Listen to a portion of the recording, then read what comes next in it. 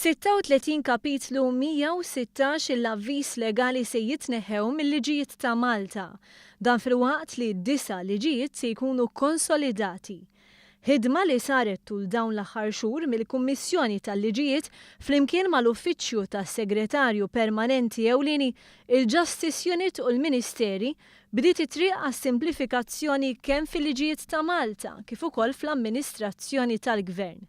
Il-Prim Ministru Joseph Muscat spjega kif pajjiżna għandu jkollu sistemi li jaħdmu u li ma jaqtawx qalb in-nies. Sostna li dan jista' jseħħ biss jekk Malta jkollha liġijiet relevanti ma' żminijiet tal-lum u li faċilment jiftehmu.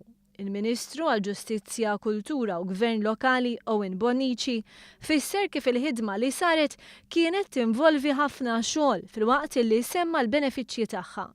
Il-vantaġġi huma diversi fosthom għan-negozji tagħna li fuq punt partikolari m'għandhomx ifittxu 10 liġijiet biex ikunu jafu x'in il-pożizzjoni legali, imma jkollhom pożizzjoni legali f'liġi waħda li ħadd tnaqqas il-burokrazija, ħadd tejjeb is-settur ekonomiku u ħajkollna liġijiet iktar moderni li jagħmlu ġieħ lil pajjiżna.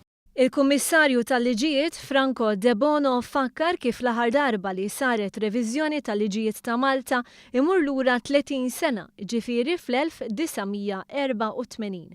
Kevin Aquilina, dekan tal-Fakultà tal-Liġi, qal li l-aħħar attentat li kien sar biex jitneħħew xi liġijiet kien fl-1977. Madankollu l-eżerċizzju preżenti sar b'mod iktar komprensiv u dettaljat. Issemmit ukoll l-idea ta' sunset clause fejn ċertu liġijiet li għaddu mill-Parlament ma jkollhomx biss data ta' meta jidħlu fis-seħħ, iżda anke data ta' meta liġi ma tibqax effettiva. Il-Prim Ministru Joseph Muscat u s-Segretarju Permanenti Ewlieni Mario Cutajar iltaqgħu mal-Ispeaker tal-Kamra tad-Deputati Angelo Farrugia qabel il-konferenza tal-aħbarijiet.